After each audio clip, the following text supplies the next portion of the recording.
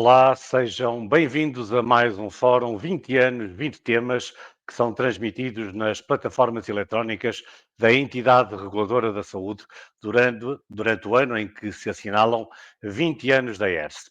O tema que iremos analisar hoje, com algum detalhe, são os requisitos aplicáveis aos cuidados de saúde ligados à estética.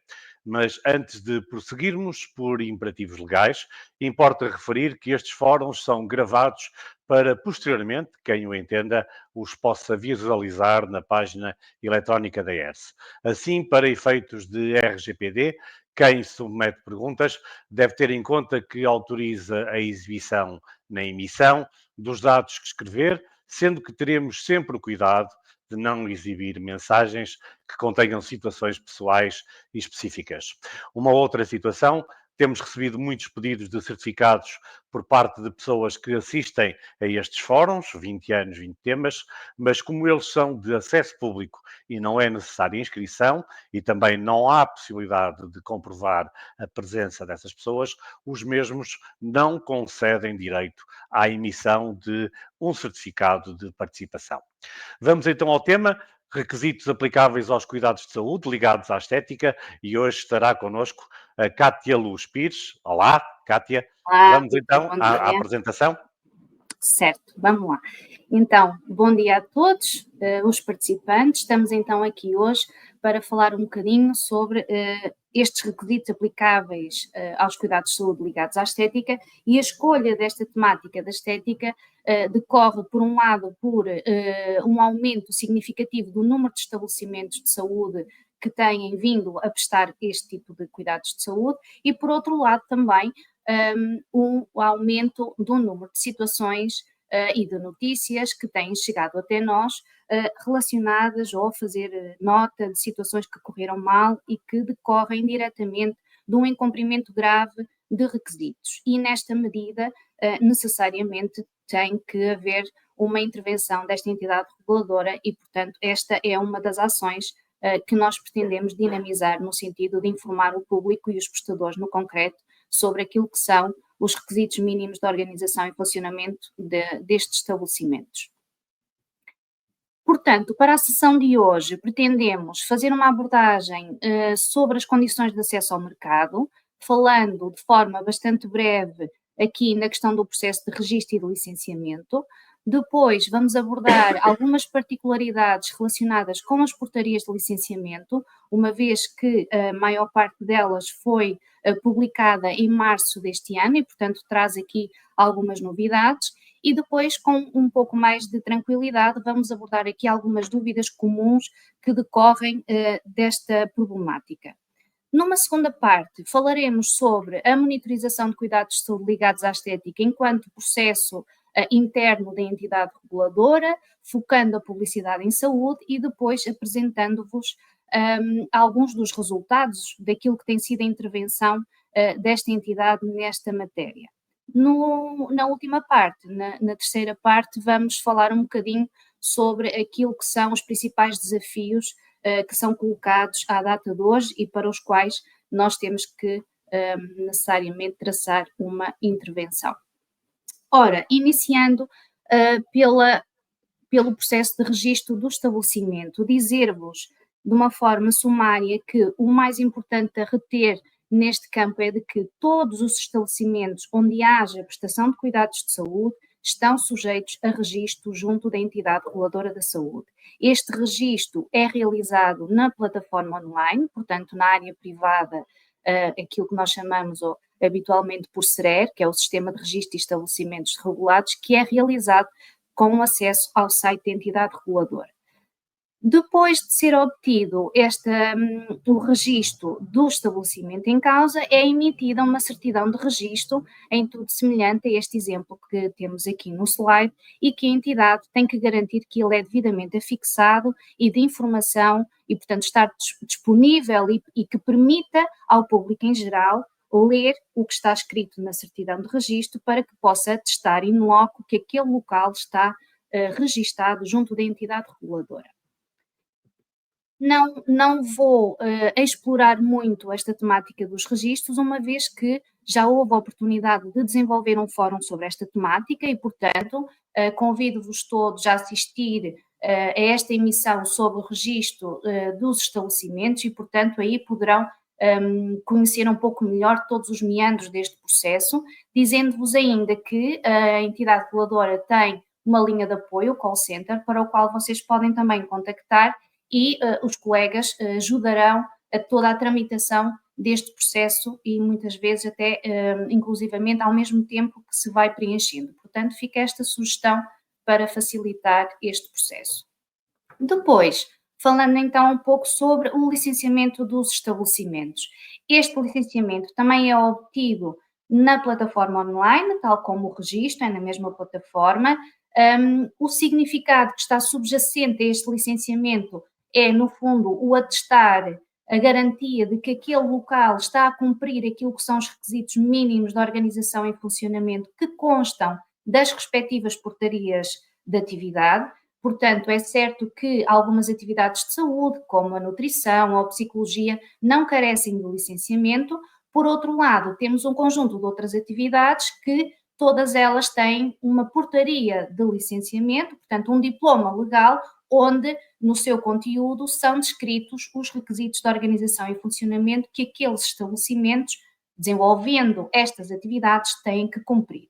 E, portanto, temos aqui alguns dos exemplos, mas existem mais, e dizer-vos então que, afinal, o aspecto da licença de funcionamento também é em tudo semelhante a este exemplo que nós temos aqui, e tal como a certidão de registro, também a licença de funcionamento tem que estar afixada e ser de fácil acesso e visibilidade por parte do público em geral. Também temos a sorte de já ter existido um outro fórum relacionado com esta temática e, portanto, fica também aqui o convite para assistirem, e então aí onde é desenvolvida todas estas questões mais particulares e que não temos a oportunidade de o fazer no contexto atual.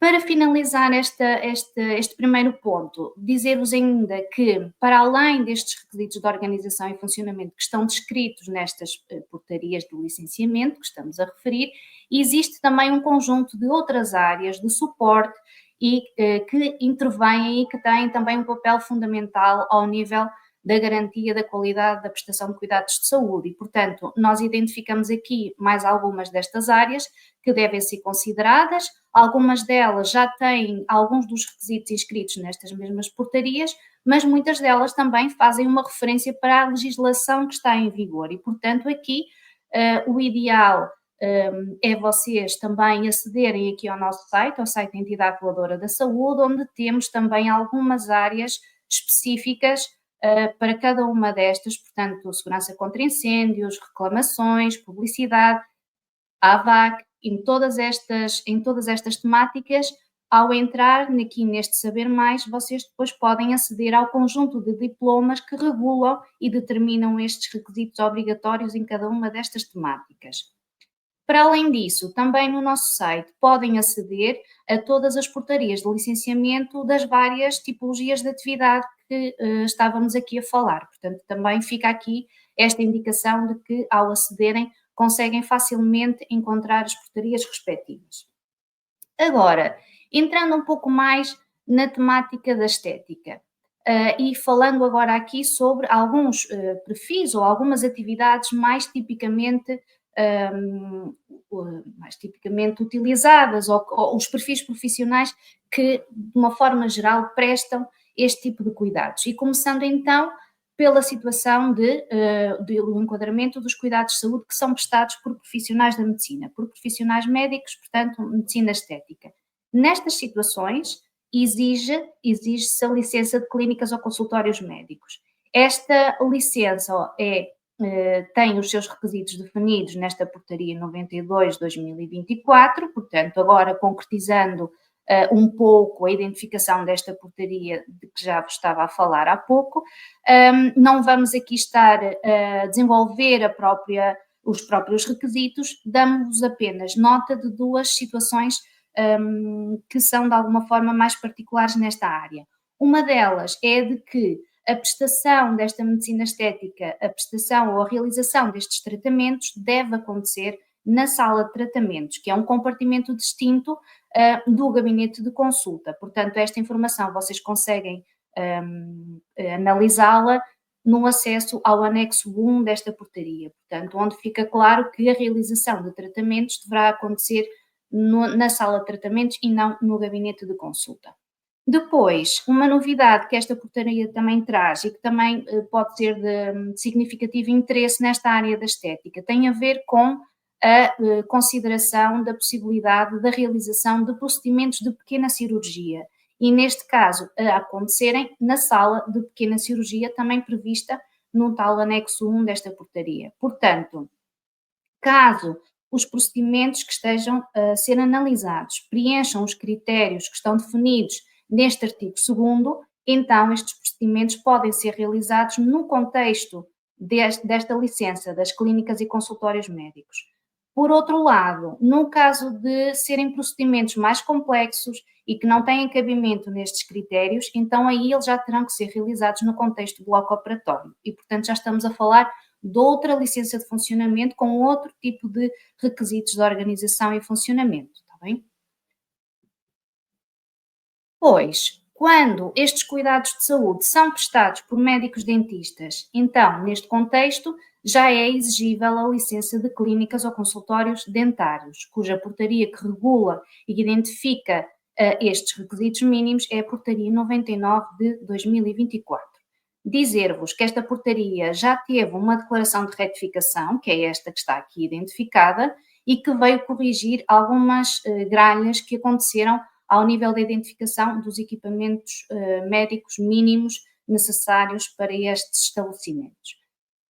Duas notas breves. A primeira é de que a realização destes procedimentos de harmonização orofacial devem acontecer no gabinete de consulta, tal como consta do anexo 1 desta portaria, e dizer-vos ainda que são exigidos os equipamentos médicos previstos no anexo 3º, com as alterações da declaração da retificação. Chamo-vos a atenção a isso, está bem? Portanto, para a análise do anexo 3, que é a identificação dos equipamentos mínimos obrigatórios, é necessário ler atentamente as alterações decorrentes desta declaração de retificação.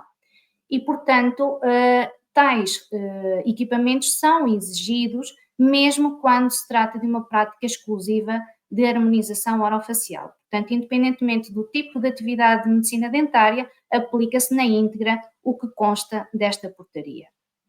Depois, vamos falar ainda aqui, ainda que não seja um perfil profissional tão recorrente como os médicos e médicos dentistas, mas temos muito o perfil do enfermeiro a prestar cuidados de saúde no âmbito da estética. Nesta situação é um bocadinho distinta da anterior, porque a exigência da licença de centros de enfermagem aplica-se apenas nos casos em que a atividade deste enfermeiro é uma atividade que é feita de forma autónoma, portanto, autonomamente, não necessitando de uma relação com outros profissionais. Diferente é nas situações em que o enfermeiro, por exemplo, está a dar apoio e complementa a intervenção de um médico, então, nesta situação, já não é exigido esta licença de centros de enfermagem, porque este enfermeiro já vai integrar a equipa de colaboradores do serviço de clínicas e consultórios médicos e, portanto, aquilo que tem que ser assegurado é que este enfermeiro é inscrito como colaborador do serviço de clínicas ou consultórios médicos, que é a licença que esse estabelecimento terá. No caso do enfermeiro, de alguma forma prestar ambos os serviços, portanto, por um lado, dar apoio ao médico, mas ao mesmo tempo também prestar serviços de forma autónoma, então aquele estabelecimento deverá ter ambas as licenças, a licença de clínicas médicas e a licença para centros de enfermagem. Agora, falando um bocadinho sobre algumas das dúvidas mais comuns que nos são colocadas, através de pedidos de informação ou até mesmo que decorrem das abordagens diretas no terreno. Sou enfermeira, posso aplicar Botox? Muito bem, podia ser, sou fisioterapeuta ou sou, portanto, recebemos assim várias questões deste género. E, em primeiro lugar, é importante clarificar que a entidade reguladora da saúde não regula profissões, portanto, não é esta entidade reguladora que define quais são as competências dos diferentes perfis profissionais. Esta responsabilidade cabe às ordens profissionais. Mas também é verdade que na persecução das suas ações, não é? Por exemplo, na realização de uma ação de fiscalização, é necessário averiguar e garantir que os profissionais que estão a prestar cuidados de saúde naquele local são profissionais com as devidas qualificações e habilitações. E, portanto, é algo que naturalmente é avaliado, pese embora não seja esta entidade que determina a legitimidade da prática daquele profissional. No caso concreto desta questão, temos um parecer publicado no site da Ordem dos Enfermeiros, que é o parecer 65 de 2017, onde esta ordem já se pronunciou relativamente a esta impossibilidade do enfermeiro utilizar a toxina botulínica. E isto decorre, tal como o próprio parecer também descreve, da leitura e da análise do resumo das características do medicamento, neste caso do medicamento toxina botulínica, onde, para além de ser sujeito a receita médica, é ainda de uso exclusivo por médico, leia-se médico-dentista. E, portanto, está vedada a sua aplicação a este perfil profissional. E aproveitando que estamos a falar aqui da toxina botulínica, queremos deixar-vos também um alerta de que existe no mercado alguns produtos de botox contrafeito. Portanto, são estes que estão aqui na imagem, são desta marca, portanto, é a toxina botulínica da marca Botox. O lote contrafeito é este que está aqui em baixo identificado e não precisam de eu saber de cor, porque há aqui uma outra forma mais fácil de identificar estes produtos, que têm a ver com as unidades, porque esta marca só vende embalagens de 100 unidades e de 200 unidades, e estas embalagens indicam 150 unidades. Portanto, a partir daqui será sempre mais fácil de identificar, não havendo possibilidade de analisar no concreto o lote a que se está a referir, está bem? Portanto, identificando estes produtos que são contrafeitos, deverão contactar as entidades competentes. Outra dúvida que também nos é colocada muitas vezes: não sou profissional de saúde, mas fiz um curso certificado para fazer preenchimentos faciais com ácido hialurónico. Tenho que registar e licenciar o estabelecimento junto da ERSE? Ora, esta é uma pergunta um bocadinho mais complexa e, portanto, vamos aqui parti-la e falar um bocadinho sobre várias questões que aqui estão identificadas. Uma delas tem a ver com esta questão do curso certificado. A DGERT não certifica cursos, a DGERT certifica entidades formadoras. Portanto, estamos a falar apenas e só de uma questão formal daquilo que é o processo de formação. E, portanto, estas ações de formação e estes cursos não conferem habilitações nem qualificações que são necessárias à prática de cuidados de saúde. Como todos certamente sabemos, a prática de cuidados de saúde está sujeita à titularidade de uma cédula profissional e, portanto, não é um curso de 8 horas sobre Botox, que até possa ter uma parte prática, não devia, mas vamos imaginar que é essa a realidade que nós nos deparamos no dia a dia. Estas ações de formação não conferem, de forma alguma, a habilitação ou a qualificação desta pessoa para a prática ou para a aplicação do Botox. Outra questão que também é importante analisar, uma vez que o enquadramento é não sou profissional de saúde, é se o ato que aqui está em causa é um cuidado de saúde ou se estamos a falar de um serviço de estética e beleza. Nessa medida, temos que analisar o folheto do produto em si, para tentar perceber claramente que produto é que estamos a falar, e neste caso concreto estamos a falar de um dispositivo médico que tem lá a indicação que é de uso exclusivo médico. Portanto, ácido hialurónico injetável é um dispositivo médico de uso exclusivo por médico. Portanto, estamos perante a prestação de um cuidado de saúde e que deve ser aplicado por um profissional médico-dentista. Nesta medida, já temos a resposta para a última, ou para a questão formalizada.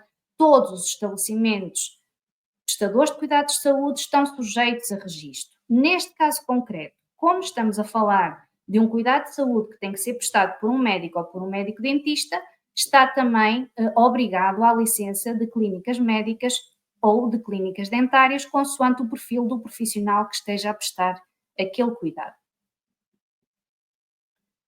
Outra dúvida e que nos surge também muitas vezes, que tem a ver com a legitimidade do uso de equipamentos ou dispositivos médicos. Sou fisioterapeuta, fiz formação sobre um equipamento de IFU e pretendo prestar serviços com ele. Há algum impedimento? Mais uma vez, a parte relacionada com a competência dos profissionais não nos cabe a nós, cabe à respectiva ordem profissional. Não obstante, existem aqui vários cenários que nós costumamos chamar a atenção, porque daqui decorre toda a resposta. E a resposta começa com depende, não é? Porque da análise a este manual de instruções, à ficha técnica do equipamento em si, podemos estar perante uma situação em que há uma indicação de um uso exclusivo daquele equipamento por profissional médico. Então, nessa situação, aquele equipamento está restrito à utilização por estes profissionais. Por outro lado, outro cenário é este manual de instruções ou ficha técnica ter a indicação de uso por profissionais de saúde. Portanto, continuamos no contexto da prestação de cuidados de saúde, mas aqui já não há um perfil específico determinado, já pode ser qualquer um dos profissionais de saúde e, portanto, o fisioterapeuta pode utilizá-lo. Um terceiro cenário é o manual de instruções ou ficha técnica não fazer qualquer indicação nem ter nenhuma restrição à sua utilização. Então, neste caso, já qualquer pessoa pode utilizar este equipamento. Neste contexto, já não estamos na lógica da prestação de cuidados de saúde, já será um serviço que poderá ser utilizado este equipamento por um profissional que não seja da área da saúde. Portanto, isto para também chamar-vos a atenção sobre algumas situações, que é a utilização do mesmo termo ou do mesmo conceito, quando, através desta informação, não é suficiente para se poder determinar se a sua utilização confere um cuidado de saúde ou será um mero serviço de estética e beleza. O facto de eu dizer que é um equipamento IFU, não consigo ter informação suficiente para determinar ou para conseguir identificar ou classificar aquela utilização como cuidado de saúde ou como serviço de estética. Dizer-vos então, também temos outra área também muito comum, que tem a ver com os peelings químicos, por exemplo, estas esfoliações, que temos esfoliações ou peelings químicos superficiais, médios e profundos. Como é que nós, deparando-nos com um produto ou com um serviço que faz referência a peeling químico, conseguimos distinguir se é um peeling superficial, médio ou profundo, ou se eu, enquanto profissional de saúde, posso utilizar ou não posso utilizar? Mais uma vez, será da consulta e da análise atenta ao rótulo do produto, à embalagem, à ficha técnica, que se vai conseguir perceber claramente se existem estas restrições à utilização segura do produto. Outra dúvida também muito comum é, no mesmo espaço, eu posso ter cuidados de saúde e serviços de estética e beleza? Sim. Não obstante, será necessário, de igual forma, garantir o cumprimento de todos os requisitos de organização e funcionamento que são aplicáveis àquele estabelecimento. Sendo que aqui, de alguma forma, acabamos por destacar aqui dois. Um que está relacionado com a sinalética, portanto, que consta do artigo 13º das portarias clínicas médicas, dentárias e centros de enfermagem, a título de exemplo, mas nas restantes portarias também consta, e, portanto, é necessário garantir que todos os compartimentos relacionados com o estabelecimento de saúde que estão naquele espaço estão devidamente identificados, de forma a que o utente, quando está no interior do estabelecimento, consiga claramente identificar ou distinguir as áreas que são adstritas aos cuidados de saúde das restantes áreas. Depois, outro requisito que também é muito importante atender tem a ver com a informação da reclamação. Portanto, se aquele estabelecimento presta serviços de comércio, então aí tem que estar identificada a ASAI com a respectiva morada. Mas se naquele mesmo espaço também prestam cuidados de saúde, então também a entidade reguladora da saúde tem que estar identificada, assim como constar também a sua morada. Depois, existe um conjunto de boas práticas que, de alguma forma, pretendem clarificar e tornar mais simples a leitura e a compreensão de um utente ou de um cliente quando entra neste estabelecimento. É, por exemplo, eu ter uma tabela de preços para os cuidados de saúde e ter uma tabela de preços distinta para os cuidados ou para os serviços de estética e beleza. E desta forma tornar claro aquilo que se enquadra num contexto e os serviços que se enquadram num outro. Muito bem. Vamos então agora passar para a segunda parte, falar-vos um bocadinho sobre este processo de monitorização, que é o processo de monitorização 1 de 2022, e que de alguma forma permite à entidade reguladora da saúde agregar aquilo que é toda a informação relacionada com esta temática da estética, assim como identificar de forma clara as denúncias relacionadas com estabelecimentos onde eventualmente haja um exercício ilegal da prestação de cuidados de saúde. E, portanto, este conhecimento permite-nos depois traçar ações de intervenção estratégicas e que acreditamos que possam resolver ou mitigar esta problemática. Portanto, na prática, o que é que se pretende com esta atuação da entidade reguladora da saúde? O combate ao exercício ilegal, seja ele por existência de profissionais não habilitados à prática daqueles cuidados de saúde, seja pela ausência de registro ou licença daqueles estabelecimentos, ou mesmo ao nível do incumprimento dos requisitos que lhes são obrigados ou obrigatórios, neste caso. Para além deste exercício ilegal, temos ainda o combate à publicidade irresponsável e ilícita, que nesta área da estética tem uma relevância distinta, porque de alguma forma verifica-se que há um foco muito significativo em várias redes de promoção e divulgação destes serviços. E, portanto, é necessário também, uma vez que existe um regime jurídico das práticas de publicidade em saúde, que está determinado aqui por estes dois diplomas que estão aqui em baixo, este decreto-lei e este regulamento da ERST, que também vos convido a analisar com mais atenção, e, portanto, é no contexto deste regime jurídico das práticas de publicidade em saúde que podemos proibir e punir, através de contraordenação, aquilo que são as publicidades irresponsáveis e ilícitas. E aqui identificamos alguns, como, por exemplo, a concessão ou difusão de publicidade que vise quem assuma a qualidade de prestador de cuidados sem o ser. Por exemplo, um profissional que diz que é médico ou que se apresenta como médico, mas afinal não é médico. Ou então a concessão ou difusão de publicidade que visa um prestador de cuidados de saúde que não cumpra os requisitos de atividade e funcionamento, ou seja, estou a fazer publicidade, sou um prestador de cuidados de saúde, mas não tenho licença, nem tenho registro, nem licença, e, portanto, não estou a cumprir os requisitos de atividade e de funcionamento. Depois temos mais duas infrações muito típicas que têm a ver com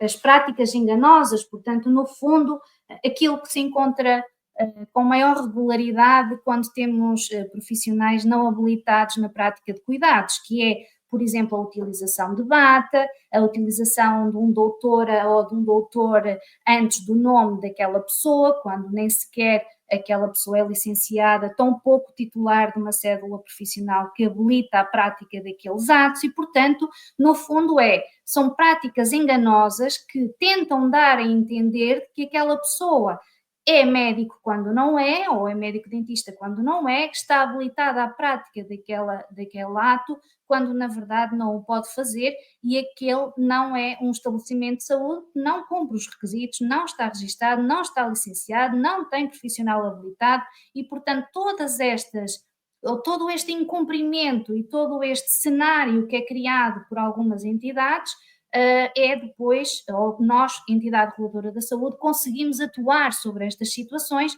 através deste regime jurídico das práticas de publicidade em saúde.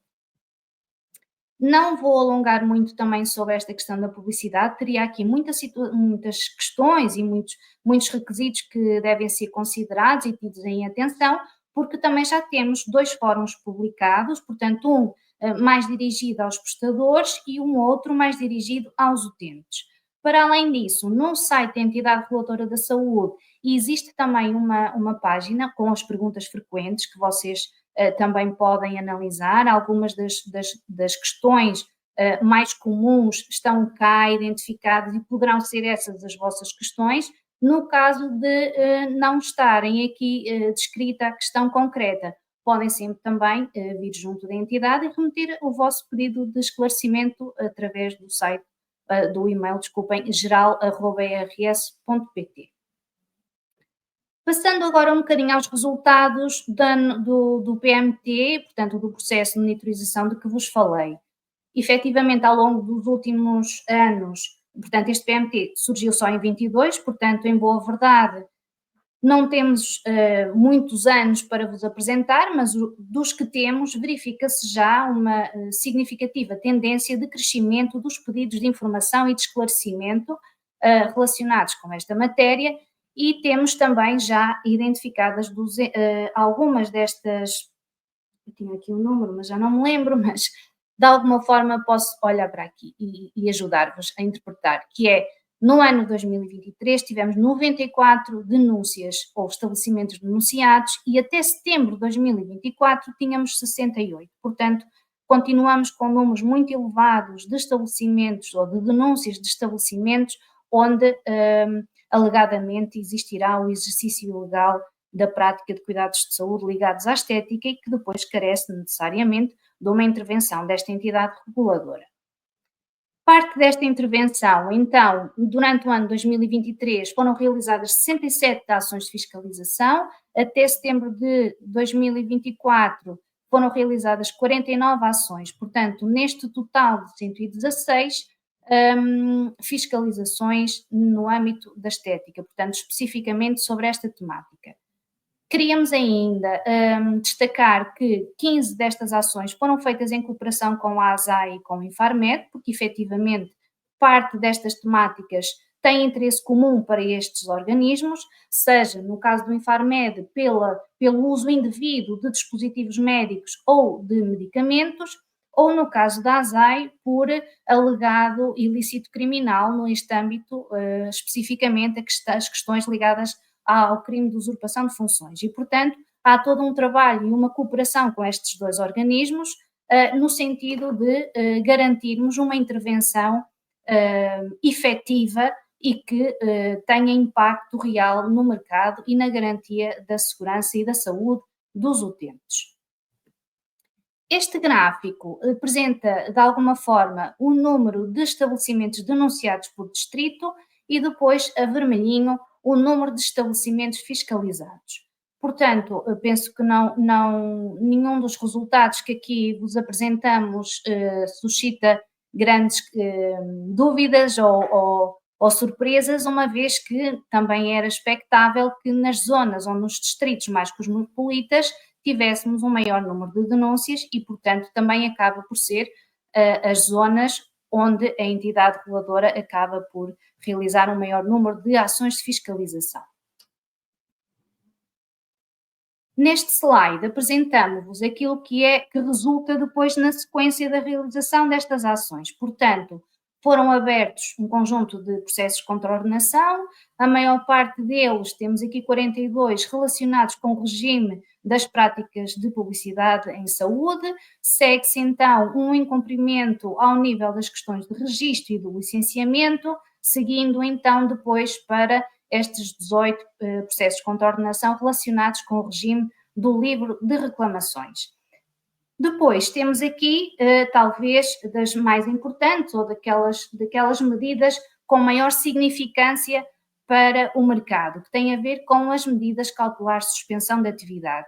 Estas medidas são aplicadas sempre que se verifique que há um risco significativo para a saúde e segurança dos utentes. Portanto, o facto de nós encontrarmos um estabelecimento onde há profissionais não de saúde e não habilitados à prática daqueles atos, necessita de uma intervenção mais firme da parte da entidade reguladora da saúde e, neste caso concreto, é aplicada esta medida cautelar de suspensão desta atividade. Portanto, é suspensa a atividade que estava a colocar em risco a saúde e segurança do utente e, portanto, esta atividade fica suspensa de forma a garantir a cessação imediata daquele incumprimento que depois podia resultar nas tais situações graves que muitas vezes são noticiadas e que chegam até todos nós. Portanto, nessa medida foram abertas 13 medidas cautelares de suspensão de atividade com situações mais ou menos semelhantes e que vocês também podem analisar essa informação, que também está disponível no site da entidade reguladora da saúde. Vamos então, por último, falar um bocadinho sobre os desafios que são colocados e o primeiro de todos, no fundo, é este desconhecimento generalizado das regras e das condições subjacentes à prestação de cuidados de saúde ligados à estética. E, portanto, efetivamente, esta é uma área relativamente recente, é uma área relativamente jovem, existe um conjunto de dúvidas, depois existem práticas noutros países que são distintas das práticas que acontecem aqui em Portugal e, portanto, há todo um contexto que, de alguma forma, não ajuda a este conhecimento. E, portanto, sabemos que o desconhecimento normalmente leva a más práticas ou o desconhecimento normalmente leva a um incumprimento legal daquilo que se era desejável acontecer. Depois, da mesma forma, e também muito decorrente da evolução nesta área da medicina estética, que é extrema, e de todas estas questões que são colocadas, temos muitas dúvidas relativamente à separação entre aquilo que são cuidados de saúde e aquilo que são serviços de estética e beleza. Queremos ainda partilhar convosco este terceiro ponto, que é um ponto bastante significativo, que tem a ver com a convicção errónea do exercício legal da prestação de cuidados de saúde. E, portanto, esta convicção acontece de duas formas, ou porque muitas destas pessoas obtêm informação, os tais cursos certificados ou por entidades certificadas e acreditam que efetivamente têm habilitações para prestar aqueles cuidados de saúde, ou muitas vezes também porque os fornecedores dos equipamentos e dos dispositivos médicos não dão a informação completa e, portanto, vendem produtos que afinal são de uso restrito, sem que aquela pessoa tenha um conhecimento claro relativamente a isso. E, portanto, estes dois contextos acreditamos que resultem depois na prática de atos de saúde por profissionais não habilitados e qualificados. Depois, outro desafio que nos é colocado no nosso dia-a-dia tem a ver também com esta utilização de medicamentos fora do circuito legal de venda e, portanto, o que acontece é que, não conseguindo comprar medicamento, por exemplo, a toxina botulínica pela forma legal, pelo circuito legal, o que acontece é que há a aquisição destes medicamentos através de sites do outro lado do mundo, como se costuma dizer, na área são compradas toxinas botulínicas em países asiáticos, sem cumprir com aquilo que são os requisitos mínimos de segurança da União Europeia, sem cumprir com o registro obrigatório do Infarmed e, portanto, que são efetivamente de difícil identificação e controle. Depois, um último desafio, e aquele mais significativo, onde a entidade reguladora da saúde tem vindo a desenvolver um papel fundamental e que assim continuará, que tem a ver com a averiguação do cumprimento destes requisitos legais, seja pela avaliação da prática dos cuidados de saúde e dos profissionais, habilitados ou não habilitados à prática de tais cuidados.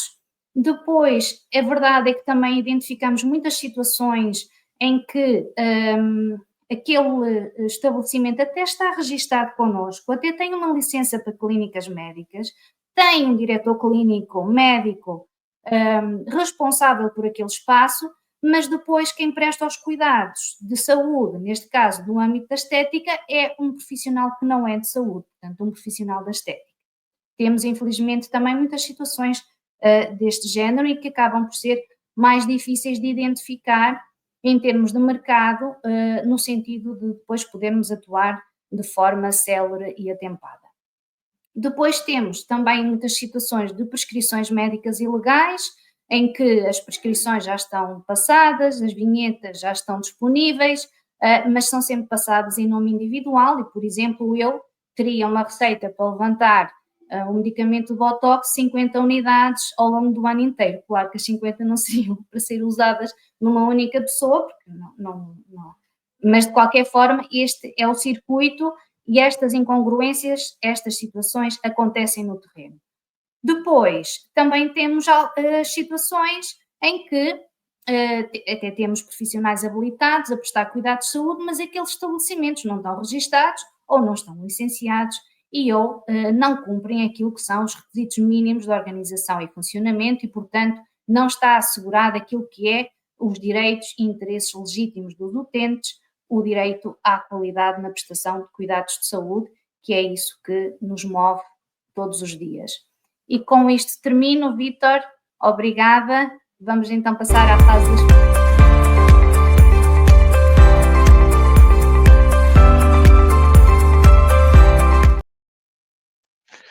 Vamos passar então à fase das perguntas e respostas. Dizias tu muito bem. Kátia, obrigado pela tua apresentação.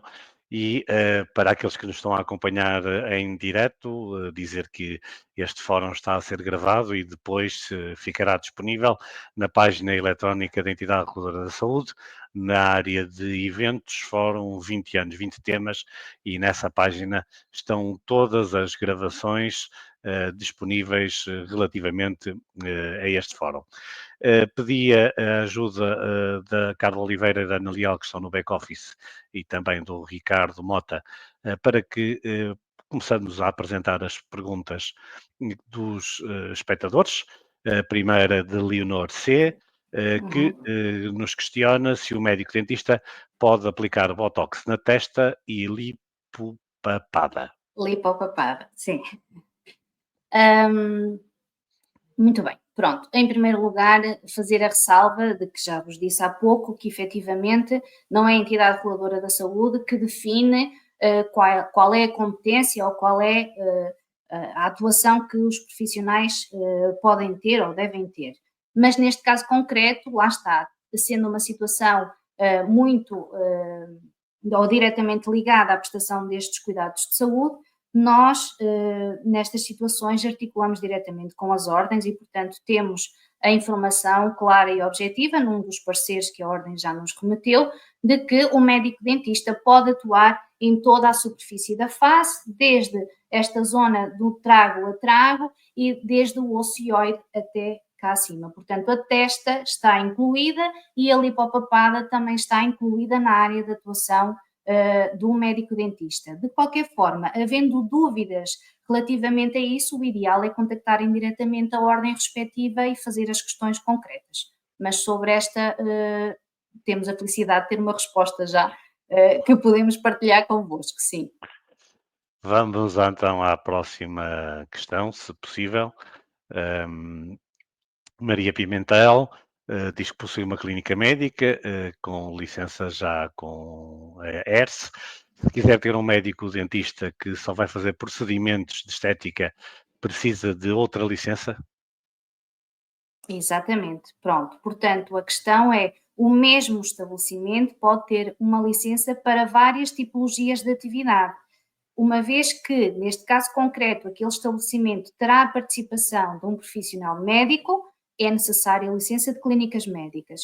Como tem também a participação de um médico dentista, é necessário a licença de clínicas de medicina dentária.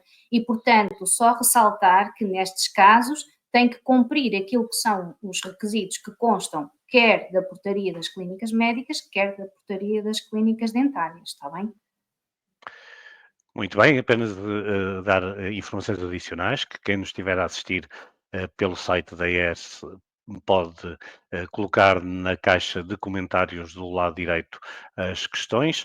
Quem estiver a assistir através do canal YouTube, também, se estiver registado, pode colocar os comentários ou as perguntas na caixa de comentários e também no LinkedIn, na rede profissional do LinkedIn, no canto, na parte inferior do ecrã, também na área de comentários, também podem colocar as questões já de seguida. Silvia Moreira, na verdade é fisioterapeuta e fiz um curso de Botox com parte prática. Posso aplicar Botox? Pronto, nesta situação não, a resposta concreta é não, uma vez que, independentemente destas partes práticas, que podíamos aqui falar que são indevidamente realizadas, portanto, independentemente destes cursos, a utilização da toxina botulínica está restrita ao profissional médico e médico-dentista, de acordo com o que diz a própria bula do medicamento. Portanto, o resumo das características deste medicamento é muito claro relativamente a isso. Portanto, não um fisioterapeuta ou qualquer outro profissional que não seja médico ou médico-dentista não tem habilitações nem qualificações para a aplicação da toxina botulínica. Objetiva, clara e exata na resposta, não há outra forma de o dizer. Portanto, vamos à próxima questão. Pedro Oliveira, posso ter uma enfermeira na minha clínica para o PRP? Tenho licença para clínica dentária. Exato. Efetivamente não falei deste exemplo, mas é verdade, sim. Ou seja, não sendo, portanto, se aquele enfermeiro estiver a fazer ou prestar cuidados de enfermagem de apoio a outro profissional, neste caso será de um médico de dentária, não há exigência da licença de centros de enfermagem. Portanto, a licença de clínica dentária é suficiente, portanto, este enfermeiro será um dos colaboradores inscritos neste serviço de medicina dentária. Portanto, basta esta licença para aquele estabelecimento. O que é Obrigado. até bastante comum, desculpa, Vitor, Não estava aqui a sabia. pensar, porque realmente a questão do PRP pressupõe uma colheita inicial que o enfermeiro realiza, há todo depois um tratamento em termos de centrifugação para depois o médico dentista aplicar. Portanto, é muito comum termos estas situações na realidade. Muito obrigado, Cátia, pela tua resposta. Vamos à próxima pergunta de Manuel Antunes. Da apresentação efetuada, não me resulta claro se os farmacêuticos podem prestar cuidados de estética. Pronto. Então, também muito clara e muito objetiva, os farmacêuticos não podem prestar cuidados de saúde no âmbito da estética. Isto, mais uma vez, tivemos a resposta da Ordem dos Farmacêuticos relativamente a esta questão e eles foram muito perentórios quanto a isso, portanto, a prestação de cuidados de saúde no âmbito da estética não se enquadra naquilo que são as competências deste perfil profissional. E, aliás, se não estou em erro, este parecer também consta do site da Ordem dos Farmacêuticos, portanto, também está lá e é público, portanto, é uma questão de fazerem uma breve pesquisa e certamente encontram este parecer onde fazem esta descrição. Obrigado pela resposta. Vamos a mais uma pergunta de Andreia Silva, é médica e faz publicações aos serviços na rede social Instagram. Sempre que coloco o meu nome, tenho de colocar o número da cédula. Ok. A obrigação de identificação da cédula profissional, sempre que é utilizada uma fotografia ou o nome de um profissional, ela existe, esta obrigação existe. Efetivamente, há alguns casos em que optam por colocar naquela parte inicial da identificação do perfil da rede o nome do profissional e logo a cédula profissional. Está correto, não obstante, recomendamos que sempre que seja utilizado o nome do profissional ou a fotografia do profissional, coloquem de alguma forma a referência à cédula profissional. A mais nunca é problema, não é? A menos é que pode ser. Ou seja, alegadamente a informação já consta da rede, mas não obstante, podemos, por exemplo, partilhar aquela publicação e não estamos a aceder à informação que consta do perfil. Portanto, nessa medida, sim, em todas as publicações que seja utilizada ou a fotografia ou o nome, devem sempre garantir a identificação da respectiva cédula profissional. Mas, de qualquer forma, podem também sempre analisar as tais perguntas frequentes que nós deixamos e que têm algumas destas situações mais práticas e mais concretas. Obrigado, Cátia. Vamos a mais uma pergunta de Sandra Primo, e que questiona se os médicos dentistas podem fazer peeling químico na face.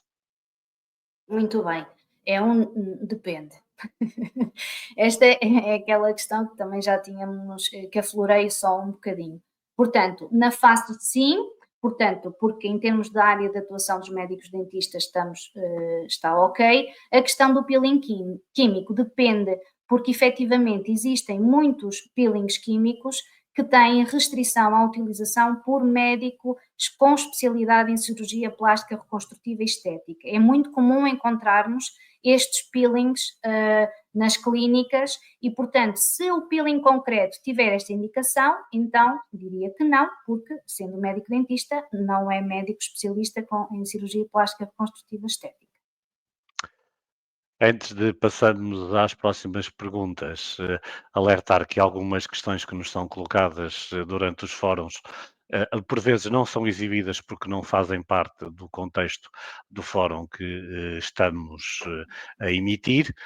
Há outras que, por manifesta falta de oportunidade, também não podem ser exibidas, mas nesse caso, caso pretendam ver esclarecidas algumas das questões, até do próprio âmbito da estética, e podem utilizar o correio eletrónico registros, já cá está no ecrã, registros@ers.pt, e dentro da brevidade possível tentaremos responder a todas as perguntas. Penso que temos mais uma ou duas perguntas. Ana L. questiona que, sendo utente, como é que pode saber se as clínicas estão a cumprir? Ora,